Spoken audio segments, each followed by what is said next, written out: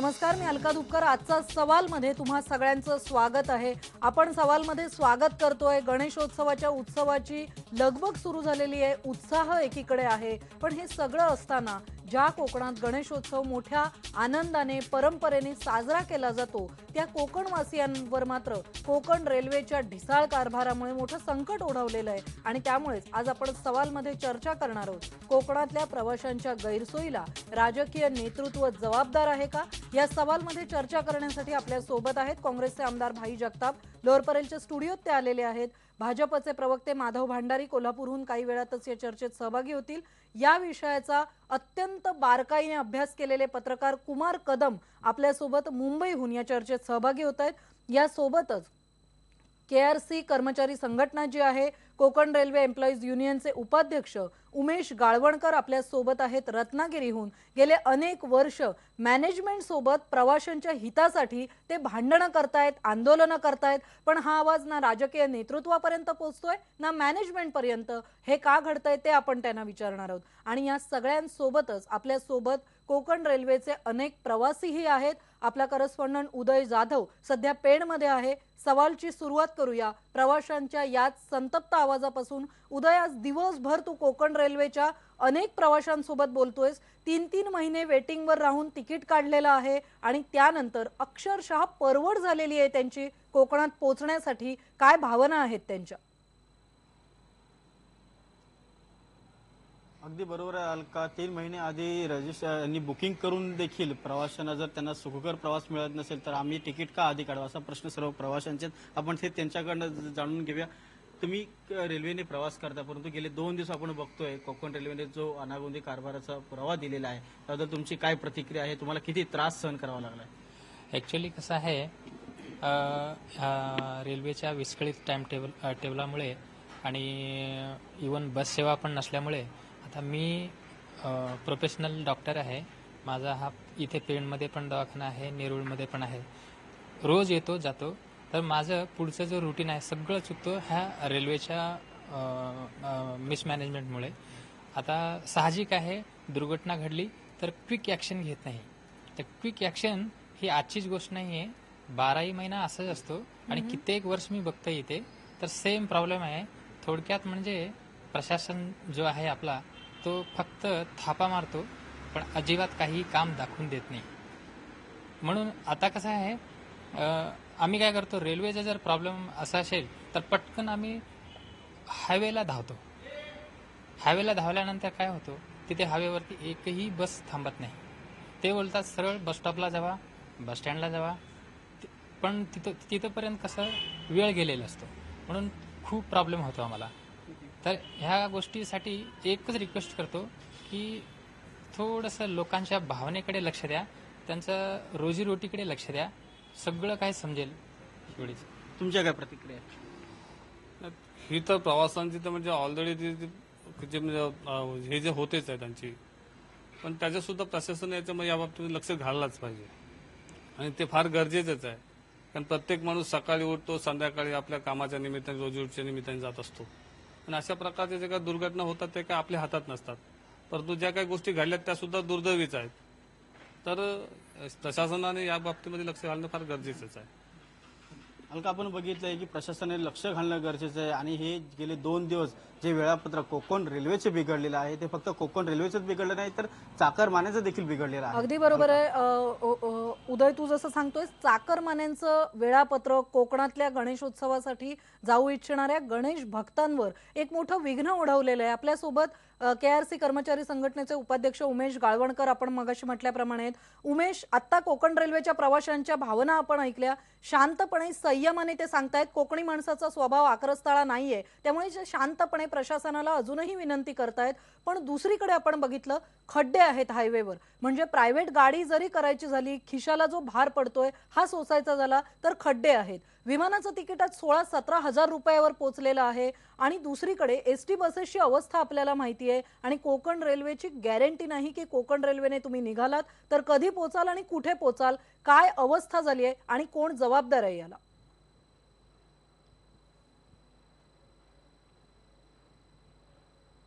Alka madam, Konkan रेल्वेच्या एकंदरीत ह्या वातावरणात प्रवाशांचे एवढे हाल होत आहेत की त्या प्रवाशांकडे कोणाचंही लक्ष नाही आहे, ना कोकण रेल्वे व्यवस्थापनाचं ना कुठल्या राजकीय पक्षाचं. आणि कोकण रेल्वे हे जे महामंडळ आहे, हे महामंडळ आज म्हणजे अनाथ असल्यासारखं आहे. म्हणजे त्याच्याकडे कोणाचंही लक्ष नाही आहे. प्रवासी ओरडतायत, प्रवासी जसं वाटेल तसं कोकण रेल्वे जी सेवा देईल ते घेतायत, मुंबईला जात आहेत, आपल्या घरी येत आहेत. परंतु त्यांना काय अडचण आहे, त्यांचे काय हाल होत आहेत ह्याच्याकडे कुणाचंही लक्ष नाही. राजकीय पक्ष तर आपापल्या पक्षाच्या मोठेपणामध्ये किंवा पक्ष वाढवण्यामध्ये आहेत. आणि कोकण रेल्वे हे महामंडळ असल्यामुळे ना त्याला राज्य सरकार महत्व देत, ना त्यांना केंद्र सरकार महत्व देत. केंद्र म्हणतं हे महामंडळ आहे आणि राज्य शासन म्हणतं हे हा केंद्राच्या अखत्यारीतला विषय आहे. त्यामुळे याचं आज आम्हाला वाली कोण नाही कोकण रेल्वेला. कोकण रेल्वे हे एखादं सावत्र बाळासारखं बघितलं जातंय. उमेश, तुम्ही म्हणजे अत्यंत गंभीर आरोप करताय की अनाथ झालेलं आहे कोकण रेल्वेचं हे महामंडळ. पण काय परिस्थिती आहे? ट्रॅक्सवर सातत्याने अशा प्रकारचे अपघात होत आहेत. मध्य रेल्वे आणि कोकण रेल्वे मधलं भांडण आहे. समांतर ट्रॅकची मागणी केली जाते. स्टेशन्सवरच्या अनेक गैरसोयी आहेत. हे सगळे प्रश्न जे आहेत, मेंटेनन्सचा मोठा प्रश्न उपस्थित केला जातोय. तुम्ही ज्यावेळी याबद्दल मॅनेजमेंटकडे प्रश्न उपस्थित केले होते याआधी, त्यावेळी काय प्रतिसाद मिळाला होता आणि काय अडचणी आज कोकण रेल्वेच्या मार्गावर तुम्हाला जाणवत आहेत?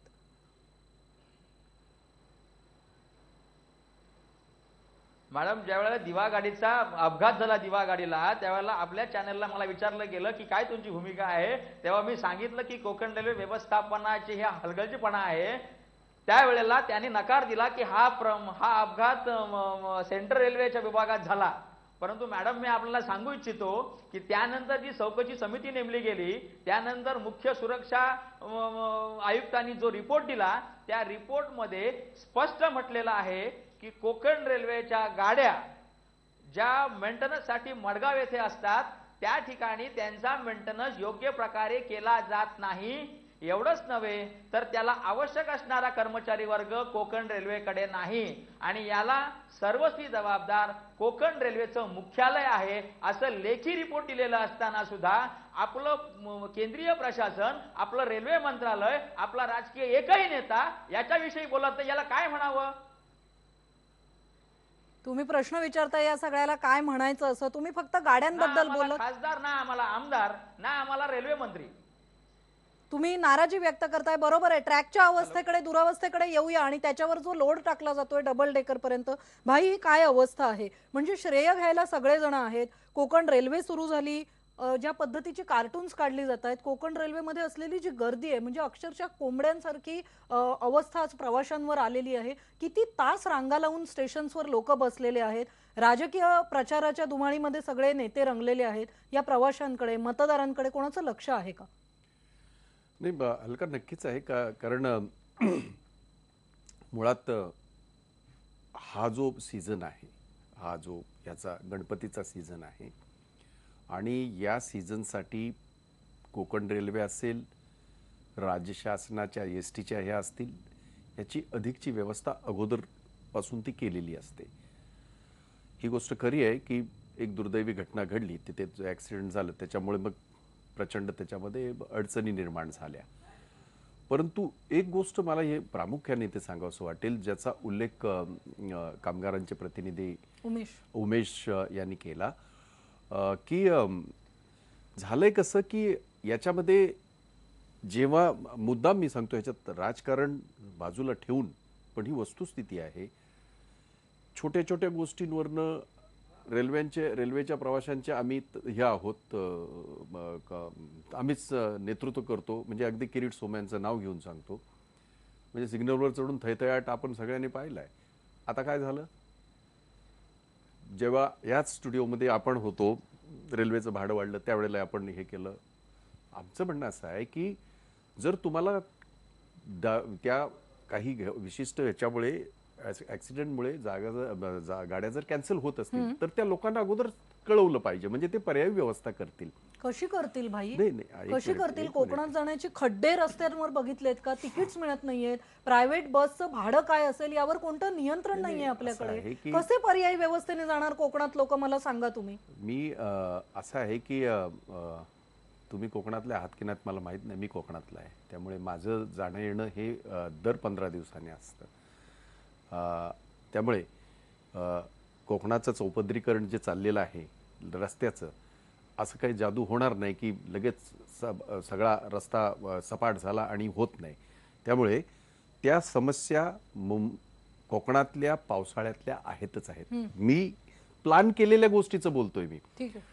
राज्य शासनाने प्लॅन केल्या एसटीच्या 2000 गाड्या, कारण एसटी मध्ये माझी संघटना आहे, आम्ही त्याच्या बाबतीमध्ये चर्चा केली आणि मागच्या वेळेला 1750 गाड्या अधिकच्या एसटीने प्रोव्हाइड केल्या. त्यावेळेला 2000 गाड्या अजून 250 गाड्यांचं हे केलं आणि त्या सगळ्या सुरळीत आहेत. हा जो काही प्रश्न तयार झालेला आहे त्या बाबतीमध्ये हे का म्हणतोय मी, कालच मी पाहिलं भाजपचे नेते सन्माननीय विनोदजी तावडे विरोधी पक्ष नेते येऊन सांगतात आहेत लोकांना, मीडियाला, की नाही सगळं काय आलबेल आहे, आम्ही भेटलो. मग काय झालं? भेटलात मग आलबेल काहीच नाहीये. आपण विचारूया ना, माधव भंडारी आपल्या सोबत आहेत. माधव भंडारी विचारायलाच पाहिजे. आणि फक्त एवढंच की जे आता सुरुवात जी आता या ठिकाणी तू केली ती की विघ्नहर्ता आणि त्याची लोकांच्या भावना कोकणातल्या माणसाच्या, मला वाटतं आता हेच अच्छे दिन असतील तर मला माहित नाही, भंडारी सांगतील की या पद्धतीने जर तुम्ही एवढ्या वेगाने 6च्या 6 खासदार मुंबईचे तिथे गेले आणि त्यांनी त्या ठिकाणी हे केलं म्हणजे योग्य होतं, कारण समस्यांच्या बाबतीत गेलं पाहिजे. मग या बाबतीमध्ये का नाही गेला? आपण आणि त्या विचारू बाबतीमध्ये हे का नाही आपण केलं? विचारू त्यांना. माधव तर भंडारी, हेच अच्छे कोकण दिन आहेत रेल्वेला का? आम्हाला वेगळी वागणूक दिली कोकणवाल्यांना जाते. असे अच्छे दिन दाखवणार भाई- का भंडारीजी? आता भाईच प्रश्न विचारतायत, माधव भंडारी उत्तर द्या. नाही, आपण दोघे एकत्र बोलत असल्यामुळे मला खरं म्हणजे आपण काय बोलला ते नीट ऐकू नाही आलं. नाही मी एवढंच म्हणालो म्हणजे तो कोकणातल्या चाकरमान्यांची जी काही परवड ह्या कोकण रेल्वेच्या सगळ्या ह्या याच्यामुळे मिसमॅनेजमेंटमुळे जी झालेली आहे त्याची चर्चा आहे. आणि ही जर माहिती होती, ऍक्सिडेंट होऊन आता जवळजवळ 78 तास होऊन गेलेले आहेत. मग याने प्रशासनाने, केंद्रीय प्रशासनाने, रेल्वेने त्याच्यातला तो वाद जो काय असेल, तो सेंट्रलचा असेल किंवा कोकण विभागाचा असेल, प्रश्न आहे तिथल्या नागरिकांचा, कोकणातल्या नागरिकांचा, तर त्याच्यावर त्यांनी पर्यायी काही व्यवस्था करायला हवी की नाही, हा प्रश्न आहे. बाकी काय नाही, नवीन काय नाही. आणि अच्छे दिन भाई, आपण प्रश्न विचारला तो माझ्या लक्षात आला. आणि अच्छे दिन आपल्याला कधी दिसणार अशी तुमची जी चिंता आहे ती सुद्धा माझ्या लक्षात आली. पण तुम्हाला अच्छे दिन लवकर दिसणार नाहीत हे मी तुम्हाला आधीच सांगून टाकतो. ते आहेत तुम्हाला म्हणजे मला- काँग्रेसला. माधव भंडारी आणि भाई जगताप, मी तुम्हाला सगळ्यांना विनंती करेन की खरंच कोकणात जाणारे जे प्रवासी आहेत ते अत्यंत संतप्त आहेत, त्यांची परवड होतीये, काही आपण जेव्हा खायला भाई नाही, जगताप प्यायला बोलत नाही, होते. या सगळ्या परिस्थितीमधून ते जात आहेत आणि त्यांच्या प्रश्नाबद्दल आपण बोलतोय, तेव्हा त्या विषयावर चर्चा करूया. मी त्याच विषयावर चर्चा करतोय. बाईंनी मला जो प्रश्न विचारला कोकण रेल्वेच्या संदर्भातले हे प्रश्न, हे यावर्षीच निर्माण झाले अशी परिस्थिती नाहीये. गेली 8-10 वर्ष सातत्याने हे प्रश्न असेच निर्माण होत आहेत. रेल्वेवरती, कोकण रेल्वेवर अशाच पद्धतीचे अपघात होतात, वाहतूक बंद पडते, प्रवासी तासनतास अडकून पडतात, त्यांना पर्यायी व्यवस्था काही करता येत नाही. आणि तरी सुद्धा गेल्या 8-10 वर्षामध्ये या परिस्थितीचा प्रश्नाचं उत्तर शोधण्याचा कुठलाही प्रयत्न त्यावेळच्या प्रशासनाने आणि सरकारने केलेला नाही. आजही पुन्हा मुद्दा तोच येतोय की कोकण रेल्वे हे स्वतंत्र कॉर्पोरेशन आहे, महाराष्ट्र सरकारचा त्याच्यामध्ये हिस्सा आहे, महत्वाचा हिस्सा आहे. आपला हा जो महत्वाचा हिस्सा कोकण रेल्वेमध्ये आहे, कॉर्पोरेशनमध्ये आहे, त्याचा वापर करून महाराष्ट्र सरकार या कोकणातल्या प्रवाशांच्या अडचणी सोडवण्यासाठी काय पुढाकार घेत आहे, हा प्रश्न जर विचारला तर त्या प्रश्नाचं उत्तर आपल्याला फारसं मिळणार नाही. इथे एकमेकांकडे बोट दाखवण्यापेक्षा या कोकण रेल्वे आणि गणपतीच्या काळामध्ये किंवा एकूणच वेळोवेळी ज्या गर्दीचे दिवस असतात त्या काळामध्ये कोकणाकडे जाणाऱ्या प्रवाशांची संख्या दरवर्षी वाढते आहे. पण ही वाढणारी संख्या लक्षात घेऊन गेल्या 10 वर्षात मुंबई गोवा हायवेमध्ये काही बदल नाही झाला, त्याची दुरुस्ती झाली नाही, त्याचे चौपदरीकरणाच्या नुसत्या गप्पा झाल्या, हवेतल्या घोषणा झाल्या, चौपदरीकरण कुठे बघायला मिळत नाही. भाई जसं महिन्यातून एकदा दोनदा कोकणात जातात, मी सुद्धा महिन्या दीड महिन्यातून माझ्या गावी कोकणात जातच असतो. पनवेल पासून वडखळ नाका ओलांडणं अगदी बरोबर. हे सर्वात अग्निदिव्य आहे आजच्या जगातलं. बरोबर आहे. खरं आहे.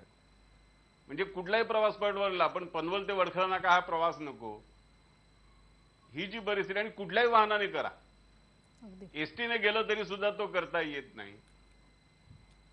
आणि यातला आणखीन एक पदर आपण लक्षात घेतला पाहिजे. त्याची खरं म्हणजे आता कुठल्या तरी सीबीआय कडून सीआयडी कडून चौकशी करण्याची मागणी करायची वेळ आली असं तर मला वाटायला लागलंय की या गर्दीच्या हंगामामध्ये नेमके कोकण रेल्वेमध्ये जे प्रश्न निर्माण होतात त्याचा आणि प्रायव्हेट बस ऑपरेटर्सचा काय संबंध आहे हे आता शोधण्याची गरज आहे. बरोबर आहे माधव भंडारी, खूपच महत्त्वाचा प्रश्न तुम्ही उपस्थित केलाय. प्रायव्हेट बसचे सगळे जे एजंट्स आहेत, हे सगळे तिकीट विक्री करणारे तिकीट विक्रेते आहेत, ज्या पद्धतीचं एक सगळं रॅकेट बनलेलं आहे आणि प्रवाशांना सगळ्यांनी मिळून वेठीला धरलेलं आहे. कुमार कदम, तुम्ही कोकण रेल्वेच्या प्रश्नाचा, कोकणात जाणाऱ्या प्रवाशांच्या प्रश्नाचा अभ्यास करताय, इतके दिवस या सगळ्याबद्दल लिहिताय, आवाज उठवताय, पण वस्तुस्थितीमध्ये परिस्थिती बदलत नाहीये. याला जबाबदार कोण आहे? नाही, पहिलं एक गोष्ट मी सांगतो की उमेश गाळवणकर आहेत, त्यांनी कोकण रेल्वेचा उल्लेख अनाथ असा केला. तो अनाथ हा फार मला वाटतं सॉफ्ट वर्ड आहे, त्याला अनवरस असं म्हटलं पाहिजे. राजकारण्यांच्या दृष्टीने कोकण रेल्वेकडे पाहायचं नाही हा त्यांचा कार्यक्रम आहे. निवडणुका आल्या किंवा कुठलं असं एखादा हे आलं की काही विषय उपस्थित करायचे, परंतु ह्या प्रश्नाकडे गांभीर्याने आणि खोलवर जाऊन काही बघायचं नाही ही आजवरची नीती लागली. आणि त्याच्याबद्दल मी तुम्हाला एक स्पष्टपणे असं माझं म्हणणं आहे की या कोकणाचा जो जाणारा प्रवासी आहे हा तो त्या घाईच्या काळात असतो, म्हणजे गणपती गौरीच्या वेळेला किंवा मेच्या मेट त्या तो तेवढा तो सगळे सहन करतो आणि त्याचा पाठपुरावा करत नाही. आणि आजवर राजकारणी मंडळींना एक गोष्ट माहीत झाली, म्हणजे मी कुठल्या पक्षाचा त्याचा हे करत नाही, परंतु त्यांना जो एक पाठबळ लागतं. कारण अनेक प्रश्न असे आहेत की ज्याला जो जनतेचे प्रश्न आहेत ते सोडवण्यासाठी राजकारण्यांनी पुढे आलं पाहिजे. मला वाटतं मी गेल्या 12 वर्षामध्ये ह्या विषयावर अभ्यास करत असताना फक्त विनोद तावडे यांनी एक मोर्चा काढला होता, धडक मोर्चा 2010ला, तो कोकण रेल्वेच्या मुख्यालयावर. बाकी कुठलाही पक्ष जो आहे हे करत नाहीत. आणि कोकण रेल्वेच्या प्रशासनाला सुद्धा आम्ही हा जेव्हा प्रश्न विचारतो तर त्यांचे एक जबाबदार अधिकारी आहे, त्यांचं नाव जो विचारलं तेही मी सांगायलाच तयार आहे. सांगा ना. ते म्हणाले की हे राजकारणी सांगा ना नाव. त्यांचं नाव तेलगू, सिद्धेश्वर तेलगू हे मुख्य हे होते त्यांचे. ते मला म्हणाले, अहो ते राजकारण्यांच्या इतक्या चिठ्या येत असतात की ह्याला रिझर्वेशन द्या, त्याची हे करा, किंवा ह्याला रोजगार नोकरी द्या आणि ह्याला कॉन्ट्रॅक्ट द्या. ते सगळं आम्हाला माहिती आहे, ते कशाला आमच्या विरोधात लढतील. म्हणजे त्यांचा आणि राजकारणाचा एक नेक्सस आहे असा एक अधिकारी उघडपणे एका पत्रकाराला सांगतो, हा राजकारण्यांचा अपमान आहे. ही गोष्ट मी अनेक राजकारण्यांना सांगितली, तर कोणी काही केलं नाही. हे सगळ्यात मोठं त्यातला एक म्हणजे याचा विषय आहे. अगदी बरोबर आहे, कोणीही काही करत नाही. आणि तुम्ही गंभीर सांगताय, अनाथ झालेली आहे कोकण रेल्वे, या सगळ्याचा फटका बसतोय तो प्रवाशांना. आपल्यासोबत या चर्चेमध्ये कोकण रेल्वेच्या PRO वैशाली पतंगे देखील आलेले आहेत. पण आता मात्र एक ब्रेक घेणार आहोत आणि ब्रेक नंतर वैशाली पतंगे, उमेश गाळवणकर आणि कुमार कदम यांना अधिक सखोल प्रश्न विचारणार आहोत. दोन्ही राजकीय पक्षांचे प्रतिनिधी देखील या चर्चेत असणार आहेत. ब्रेकवर जाताना जनतेचा कौल बघूया. कोकणातल्या प्रवाशांच्या गैरसोयीला राजकीय नेतृत्व आणि आता आपण जसं म्हणतोय कोकण रेल्वे महामंडळाचा जो कारभार आहे तो जबाबदार आहे का, हाचा आपला सवाल आहे. 75% लोक म्हणतायत की या सगळ्या गैरसोयीला जबाबदार आहे ते राजकीय नेतृत्व.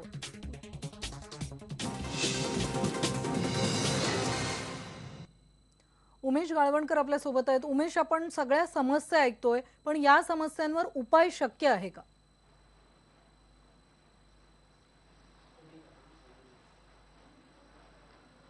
मॅडम, उपाययोजना जर करायच्या म्हटल्या आणि कोकण रेल्वे व्यवस्थापनाने ठरवल्या तर ते करू शकतात, परंतु कोकण रेल्वे प्रशासनाची मानसिकता नाहीये. कोकण रेल्वेच्या प्रशासनाला त्या प्रवाशांचं काही एक देणं घेणं नाही, त्यांना वेदनाच कळल्या नाही आहेत. काल कोकण रेल्वेच्या PRO मॅडम सांगत होत्या की प्रवाशांनी ऑनलाईन ट्रॅकवर जाऊन गाडी कुठे आहे ती बघावी.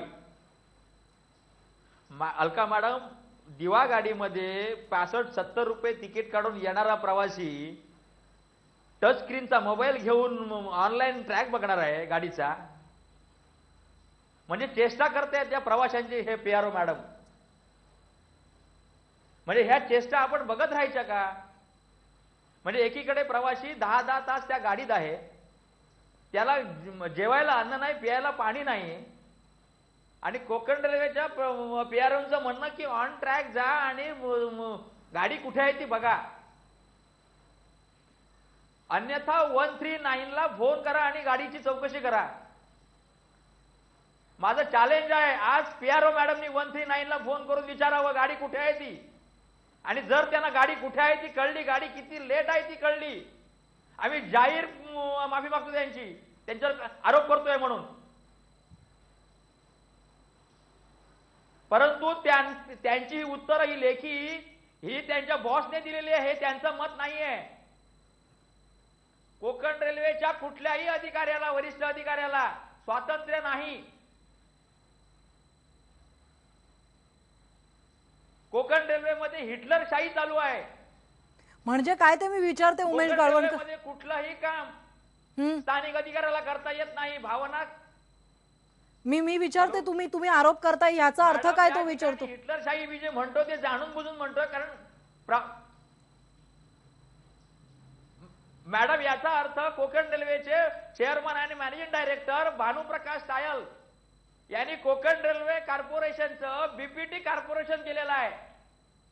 तुम्ही म्हणाल की हा व्यक्तिगत आरोप का करतो, तर मॅडम कोकण रेल्वे ही या चेअरमनच्या अधिपत्याखाली चालते, त्यामुळे त्यांचंच सगळं ऐकलं जातं. नाही बरोबर, त्यांना विचारणारा या मला वाटत नाही भारतामध्ये कोणी आहे का. नाही असं नाहीये. आपण हेच समजून घ्यायचं. उमेश गाळवणकर, एकच मिनिट, उशिराने का होईना वैशाली पतंग या चर्चेमध्ये सहभागी झालेले आहेत, कोकण रेल्वेच्या PRO. वैशाली मॅडम, तुम्ही सांगत होतात की ही सगळी माहिती आम्ही अशा पद्धतीने उपलब्ध करून देऊ. आज पार पनवेल पासून ते शेवटचा जो ट्रॅक आहे तिथपर्यंत प्रवाशांच्या प्रतिक्रिया आम्ही जाणून घेतोय, संतप्त प्रतिक्रिया आहेत. आता कार्यक्रम सुरू असताना जी माहिती येते, दिवा सावंतवाडी सारख्या अत्यंत स्वस्त प्रवासामध्ये स्वस्त दरात प्रवास उपलब्ध करून देणाऱ्या ट्रेन तुम्ही रद्द केलेले आहेत आणि प्रवाशांना वेठीला धरताय, त्यांचा छळ करताय कोकण रेल्वे महामंडळ, अशा भावना प्रवासी व्यक्त करतायत. काय उत्तरं आहेत तुमच्याकडे? हे बघा, आता कारण की कालपासून गाड्या विलंबाने धावतायत म्हणून प्रवाशांना संतप्त झालेत प्रवासी, हे मान्य आहे आणि they are justified in that. पण रेल्वे प्रशासन ह्याच्यासाठी काय करते आहे हे पण थोडं जाणून घ्यायला पाहिजे. इथं वैयक्तिक टीकाची काही बाब नाहीये. इथे we are all working as a team. आणि आपण जेव्हा एवढा मोठा अपघात झाला होता तिथे आणि मार्ग अफेक्ट झाला होता, तिथे पॉइंट्स पण उखडून आले होते, तर या परिस्थितीतही आपण 24 ते 25 तासात पूर्ण मार्ग खुला करून दिला आणि 25 तासात आपण गाड्यांची आवाजाही परत सुरू केली. दॅट इन इटसेल्फ खूप कौतुकास्पद आहे.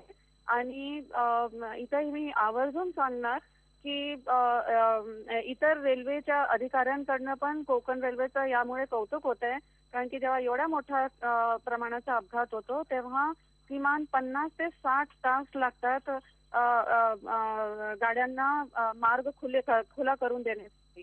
इथे आपण 24 ते 25 तासात आपण मार्ग खुला केलेला आहे. शिवाय मी कालपासून सर्व प्रसार माध्यमांना हे सांगते की कुठलाही मेजर डिस्रप्शन होऊ दे, हे काही आत्ताची गोष्ट नाहीये. कुठल्याही रेल्वेमध्ये मेजर डिस्रप्शन झाली तर त्याच्यानंतर 2 दिवसाचा कालावधी लागतो सर्व गाड्यांना आपल्या नियोजित वेळापत्रकाप्रमाणे धावायला. अगदी बरोबर आहे वैशाली मॅडम. एकच मिनिट थांबा.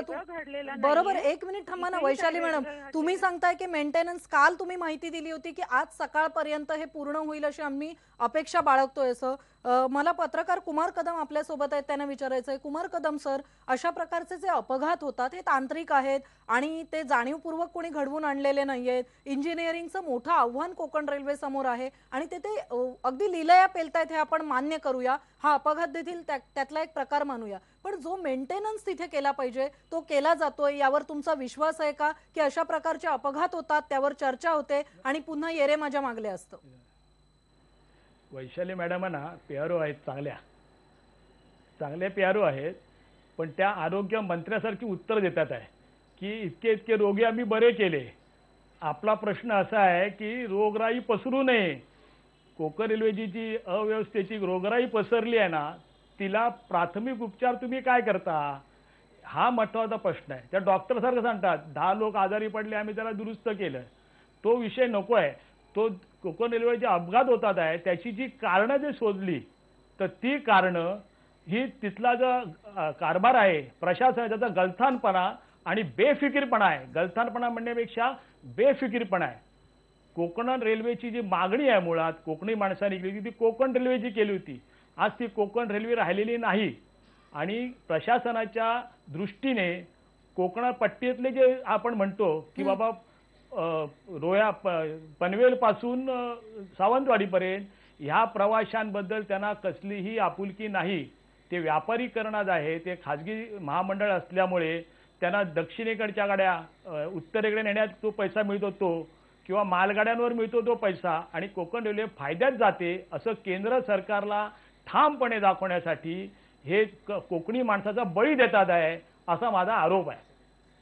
उमेश, हा जो मेंटेनन्सचा प्रश्न आहे त्याबद्दल मी स्पेसिफिक विचारते. मेंटेनन्स योग्य पद्धतीने केला जातोय का, थोडक्यात सांगा. मॅडम, मेंटेनन्स योग्य प्रकारे केला जात नाही. याचं कारण मेंटेनन्स करण्यासाठी जो कामगार लागतो, मुबलक कामगार, एवढा मुबलक कामगार कोकण रेल्वे व्यवस्थापनाकडे नाही.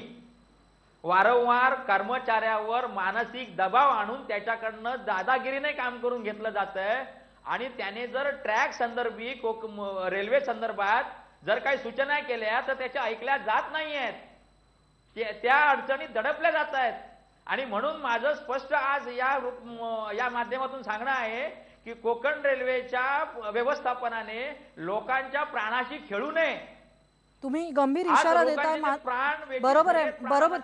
प्राणाशी खेळू नये म्हणताय. Madhav Bhandari sir, double decker या मार्गावर सुरू केलेली आहे. कोकणातली कशा प्रकारची माती आहे, तिथली आव्हानं तुम्ही सगळी जवळून बघितलेली आहेत. डबल डेकर सुरू केली, या सगळ्याची कौतुक कोकण रेल्वेच्या प्रशासनाला मिळत आहेत हे मान्य आहे, पण दुसरीकडे जीवाशी खेळ देखील होतोय आणि याची दखल देखील महामंडळाने घेतली पाहिजे का? मंत्र्यांना खुश करण्यासाठी केलेला आहे. बरोबर आहे. आपण तेच माधव भंडारींना विचारतो, ऐकूया ते काय सांगतायत. डबल डेकरचा प्रयोग कोकण रेल्वेच्या मार्गावरती करणं ह्याच्यामध्ये कुठला तांत्रिक अभ्यास होता हे मला काही समजलेलं नाही. खरं म्हणजे एक साधी गोष्ट आहे. गणेश चतुर्थी दरवर्षी कधी येणार आहे, आता 2015ची गणेश चतुर्थी कुठली आणि त्याचे 10 दिवस कुठले ते आपल्याला आज माहिती आहे. असं असताना कोकण रेल्वेचं प्रशासन या वर्षभरानंतरच्या येणाऱ्या प्रसंगासाठी काय नियोजन करतं? त्यांचं सगळं गणित जे असतं ते माल वाहतुकीमध्ये मिळणारा पैसा हा त्यांना हवा असतो. प्रवासी वाहतूक तोट्याची असं त्यांचं म्हणणं आहे आणि ते फक्त रेल्वे चालू ठेवायची, म्हणजे प्रवासी वाहतूक केलीच नाही तर त्यांना कोणी मार्ग चालवू देणार नाही म्हणून प्रवासी वाहतूक दाखवण्यापुरते करतात. पण गणपती उत्सवासारख्या 10 दिवसांमध्ये वर्षातले जे काही मोजके 20-25 दिवस आहेत त्या दिवसांमध्ये माल वाहतूक वेगळ्या मार्गाने वळवावी आणि प्रवासी वाहतुकीला प्राधान्य देऊन जास्तीत जास्त लोकांची सोय करावी असं या महामंडळाला का वाटत नाही? आणि हे नियोजन करायला त्यांना 1 वर्ष अगोदर काय कोणी अडवलं? त्यांना नियोजन करू नका म्हणून कोणी सांगितलंय का? जर त्यांनी योग्य पद्धतीने नियोजन केलं तर त्यांना माल वाहतूक दुसऱ्या मार्गावरून वळवून प्रवाशांची सोय करता येईल. पण प्रवाशांची सोय आपल्याला करायची नाही अशी जर ह्या महामंडळाची मानसिकता असेल, कोकण रेल्वे कॉर्पोरेशनची ती जर मानसिकता असेल, तर मग आपण त्याच्यातून काय मार्ग काढू शकू? आणि यातला सगळ्यात महत्वाचा मुद्दा आपण लक्षात ठेवला पाहिजे की श्रीधरन होते, गोखले साहेब होते, राजाराम होते, त्यावेळेला कोकण रेल्वेची कार्यक्षमता ही जगभरात तिची प्रशंसा होत होती. पण गेल्या काही वर्षांमध्ये ज्या लोकांच्या हातात कोकण रेल्वेची सगळी प्रशासनाची सूत्र गेलेली आहेत त्यांनी कोकण रेल्वेचं पूर्ण वाटोळं केलेलं आहे. त्यामुळे आता ही माणसं तिथून हटवणं, त्यांना हाकलून लावणं आणि त्यांच्या कारभाराची चौकशी करणं ह्याच्यासाठी आता आपल्याला दबाव वाढवण्याची गरज आहे. आपण एका चांगल्या विषयावर आहोत म्हणून त्याचा विषयाचं डायव्हर्शन होऊ नये म्हणून मी त्यांच्या त्या पहिल्या प्रश्नाला अजिबात उत्तर देत नाही. आमच्या भंडारींच्या हे जेवढं काय म्हणतोय आपण करायचं कोणी हा प्रश्न जो आहे, हे खरं आहे की पावसाळ्यामध्ये येणारं गणपती उत्सव किंवा दुर्गम भागातनं जाणारा कोकणातल्या रेल्वेचा मार्ग हा सगळ्यांना ज्ञात आहे. आणि म्हणून समजा श्रीधरनचे जेव्हा आम्ही हे करतो आणि त्यांचं कौतुक केलंच पाहिजे की हे दिवा स्वप्न होतं जे त्यांनी प्रत्यक्षात उतरवलं. गोखले असतील, श्रीधरन असतील, रामचंद्रन असतील, त्यांचा त्यांनी उल्लेख केला. परंतु केंद्राच्या सरकारला आणि त्या रेल्वेला हे नाकारता येईल का? राज्याचा त्याच्यात वाटा आहे, म्हणजे राज्याचं प्रशासन नाही तिथे. It is control by the central government. Let us be very clear in our mind. आणि हे करत असताना ते तरी सुद्धा आपण तो राजकीय बाजूला ठेवू. नाही भाई माझी जी माहिती आहे ना याच्याबद्दल आणखी सांगते की कोकण रेल्वेचं मुख्यालय जे आहे या विषयात जरा मला बोलायचं आहे. एक मिनिट कुमार कदमांचा मुद्दा ऐकूया. कुमार कदम बोला आणि मला नाही भाई अपुरी माहिती देतात आहे. भाई अपुरी माहिती बोलायला द्याल तेव्हा पूर्ण देईन ना. काम झालेलं आहे. नाही भाई महाराष्ट्र सरकारचा एक प्रतिनिधी गोव्याच्या मुख्यमंत्र्यांची शिफारस आहे म्हणून ते ऑफिस शिफ्ट नाही रेल्वे मंत्र्याच्या डायरेक्टर बोर्डावर आहे. आहेतच की कोकण रेल्वेच्या महामंडळावर महाराष्ट्र सरकारचा एक प्रतिनिधी आहे. तो आज तागायत एकाही बैठकीला हजर झालेला नाहीये. एक मिनिट हा त्याची चौकशी करा. महाराष्ट्र सरकारने त्याची चौकशी करा. अगदी तुमचा जो प्रतिनिधी आहे लक्षात घ्या. तो त्याचा डायरेक्टर आहे. कुमार कदम आपण एका महामंडळाच्या बद्दल बोलतोय, एका सदस्याबद्दल बोलत त्याला महाराष्ट्राचे प्रतिनिधी उपस्थितच राहिले नाही. चौकशी करायलाच हवी. ते जे म्हणतात आहेत ना कोण करणार? उद्या आचारसंहिता लागेल अशी चर्चा आहे भाई. तरी सुद्धा ती करता येईल कारण सरकार हे निरंतर चालणार हे आहे. त्याच्यासाठी कोणी करेल हा विषय नव्हे. परंतु एक सदस्याचा हा प्रश्न नाही. मुळात हा प्रश्न आहे की ज्यांचा त्याच्यावर हे आहे पूर्णतः त्यांचा हे आहे. रेल्वे मंत्री आहेत ना त्यांचे सदस्य आज हे करायला गेल्याच्या कोकण रेल्वेच्या महामंडळाची जी रचना आहे ना आणि समजा या मी त्या ह्याच्याबद्दल दोष देणारच नाही कारण नैसर्गिक आपत्तीला काही रेल्वे मंत्री जबाबदार असं म्हणता येणार नाही. परंतु त्याच्यानंतर होणाऱ्या ज्या काही आहेत त्याला मात्र प्रशासन जबाबदार राहीलच. कसं ते हात झटकू शकतात? नाही तुम्ही बरोबर आहे. प्रशासन आज कुठे पीआरओंना सातत्याने प्रसार माध्यमांसमोर पाठवलं जात आहे. प्रशासनाचा एकही प्रमुख अधिकारी समोर येऊन पत्रकार परिषद घेऊन माहिती देत नाही. एक मिनिट माझं फक्त त्यांना भंडारी आमच्या मित्रांना एवढंच सांगणं आहे की ज्या तळमळीने आपण बोलताय ते आणि ती तळमळ मला जाणवते. मला त्यांची तळमळ ती जाणवते आणि त्यांच्या तळमळीमध्ये सत्यता आहे. हीच अशीच तळमळ जेव्हा आपण मीडिया समोर येऊन अशी हे करतो तर तशीच तळमळ ती जसे आपण भाडेवाढ झाल्यावर सगळे गेला होतात ती तिथे जाऊन जरा जर सांगितली तर ती जास्त बरं होईल. आणि त्याच्यावर निदान आतापर्यंत झालेली डोळेझाक समजा तुम्ही जो इशारा करताय मागचं सरकार ठीक आहे. मागच्या सरकारचं डोळेझाक झालं असं आपण जर म्हणत असाल त्याची चर्चा होऊ शकेल वेगळ्या एपिसोडमध्ये. पण आता तरी हा जो तुम्ही म्हणालात की हे 10 दिवस माहिती होते ना आपल्याला, त्या प्रशासनाला माहिती होतं ना आणि मग त्याची काय पर्यायी व्यवस्था केली किंवा काय त्यांनी त्याच्या बाबतीत खबरदारी घेतली किंवा ऍक्सिडेंट झाल्यावर जे काही गाईडलाईन आहेत त्या गाईडलाईनच्या बाबतीमध्ये त्या म्हणत होत्या की 48 तासाचा वेळ असतो परंतु आम्ही 24 तासामध्ये मोकळं केलं वगैरे वगैरे. हे सगळं त्यांचं कौतुकास्पद आहे. हरकत नाही कारण ते कर्मचाऱ्यांनी केलंय, कामगारांनी केलंय. आणि त्याच्यानंतर जे रेग्युलराइज करायला पाहिजे ते कोण करणार? एक ब्रेक घेऊया भाई. एकच मिनिट एक ब्रेक घेऊया. ब्रेकची वेळ खरं तर होऊन गेलेली आहे. ब्रेक घेणार आहे आणि ब्रेक नंतर उमेश गाळवणकर, माधव भंडारी यांच्याकडे जायचं आहे कारण भाई जे प्रश्न उपस्थित करतायत आता आमचं सरकार जाणार आहे अशा मनस्थितीत काँग्रेस गेलंय का हे देखील तपासलं पाहिजे. ब्रेकवर जाताना जनतेचा कौल बघूया. कोकणातल्या प्रवाशांच्या गैरसोयीला राजकीय नेतृत्व जबाबदार आहे का? प्रत्येक पक्ष केंद्र राज्यावर, राज्य केंद्रावर जबाबदारी ढकलतंय. जबाबदारी कोणी घ्यायची हा प्रश्न आहे. आता जनता म्हणते 87% राजकीय नेतृत्व याला जबाबदार आहे. मग ते केंद्रातलं की राज्यातलं हे ब्रेक नंतर बघूया. पहा फक्त IBN लोकमत.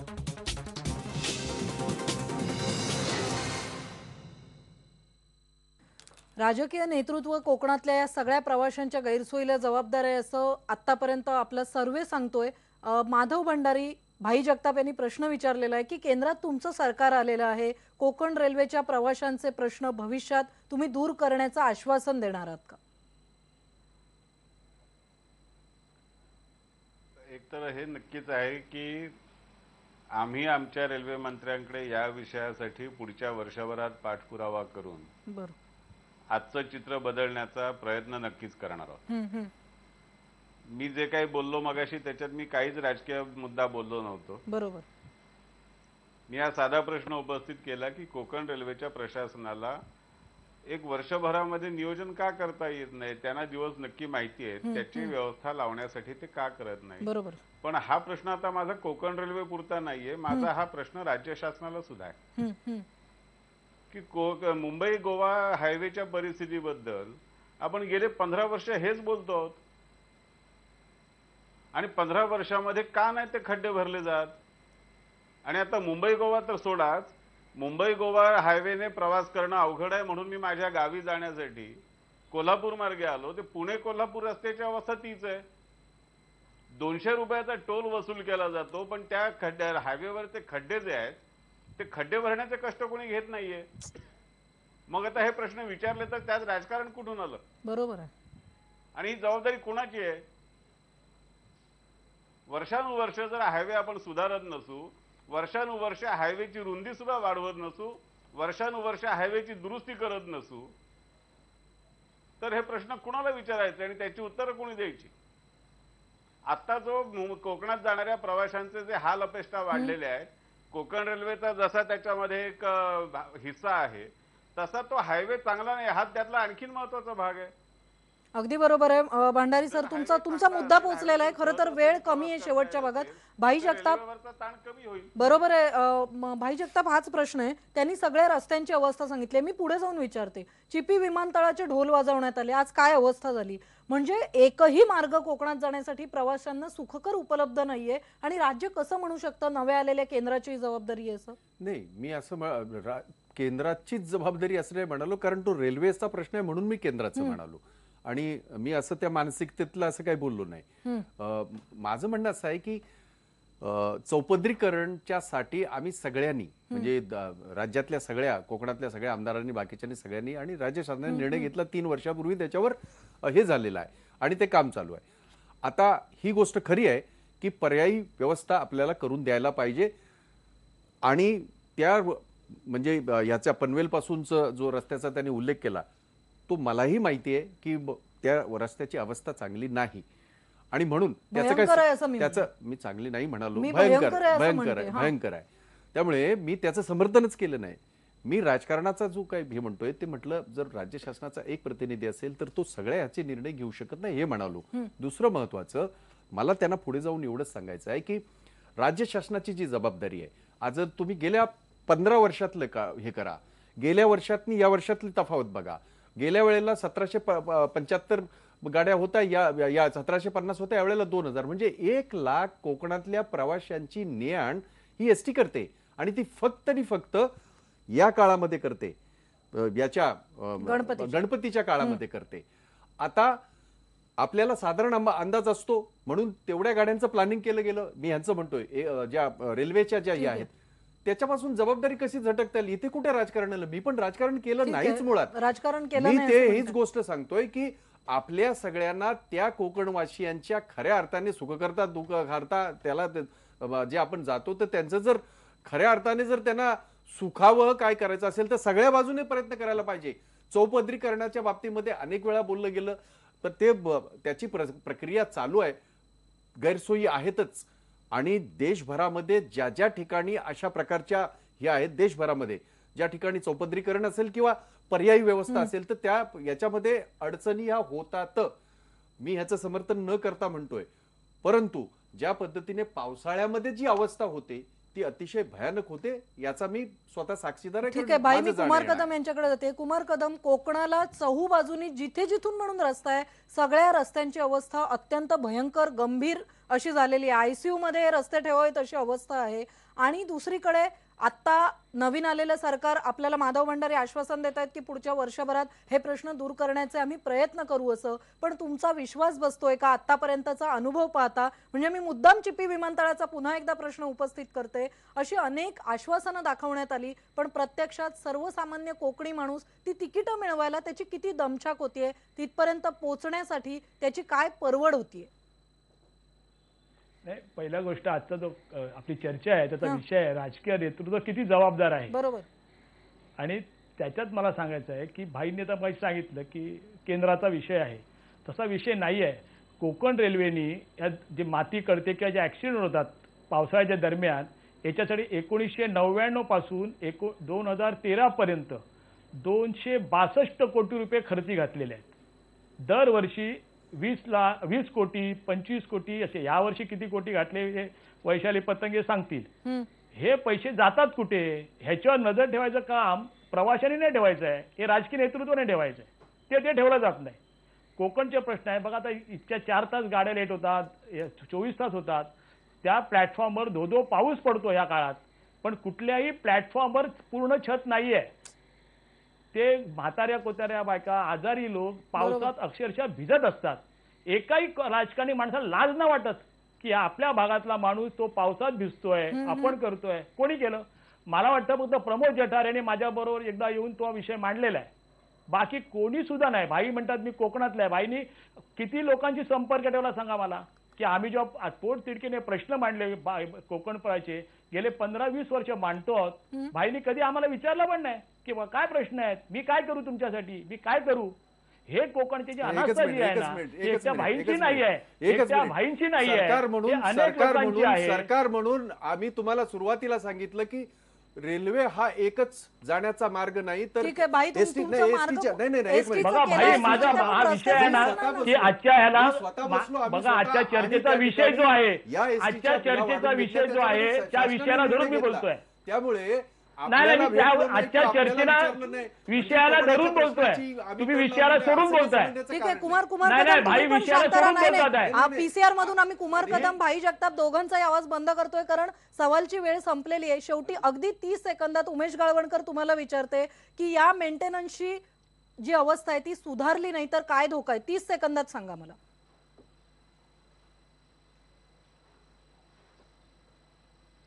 मॅडम ही मेंटेनन्सची सुधारणा केलीच पाहिजे, अन्यथा प्रवाशांचे प्राण धोक्यात आहेत। आणि मेंटेनन्स करण्यासाठी जी आपली स्पेशल डब्याची गाडी घेऊन आमचे मॅनेजिंग डायरेक्टर फिरतात रात्रीचे, त्याऐवजी जर ते दिवसाचे फिरले आणि एक्झॅक्ट कुठे कुठे प्रॉब्लेम आहे ते जर शोधून त्याप्रमाणे उपाययोजना केली तरच प्रवाशांचे प्राण वाचतील। अन्यथा आपण त्या प्रवाशांचे प्राण देऊन एक खूप मोठं या भारताचं लॉस आपण करू।